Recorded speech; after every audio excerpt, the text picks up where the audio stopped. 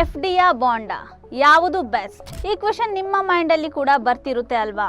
ಇವತ್ತು financial environment ಅಲ್ಲಿ ಇದು ತುಂಬಾ important question. Traditionally fixed deposit ನ ಸೇಫ್ ಇನ್ವೆಸ್ಟ್ಮೆಂಟ್ ಅಂತ ಕನ್ಸಿಡರ್ ಮಾಡ್ತಾರೆ.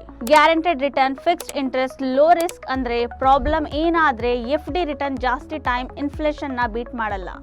ಇನ್ನೊಂದು ಸೈಡ್ ಅಲ್ಲಿ ಬಾಂಡ್, ಎಸ್ಪೆಷಲಿ ಗವರ್ನಮೆಂಟ್ ಮತ್ತು ಕಾರ್ಪೊರೇಟ್ ಬಾಂಡ್ಸ್ ಇವಾಗ ಇನ್ವೆಸ್ಟರ್ಸ್ ಮಧ್ಯ ತುಂಬಾ ಪಾಪ್ಯುಲರ್ ಆಗ್ತಾ ಇದೆ.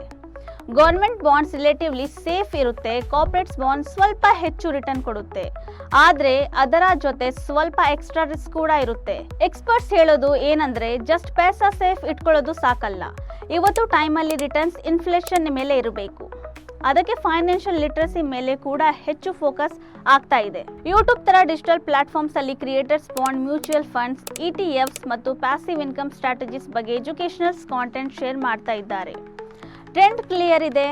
ಜನರು ಟ್ರೆಡಿಷನಲ್ ಸೇವಿಂಗ್ಸ್ ಇಂದ ಮುಂದೆ ಹೋಗಿ ಇನ್ವೆಸ್ಟಿಂಗ್ ಕಡೆ ಶಿಫ್ಟ್ ಆಗ್ತಾ ಇದ್ದಾರೆ. So question F D wrong ಅಲ್ಲ ಅಂತ ಅಲ್ಲ, ನಿಮ್ಮ ಪೈಸಾ ನಿಮಗಾಗಿ ಕೆಲಸ ಮಾಡ್ತಿದೆಯಾ? Invest smart, stay inform.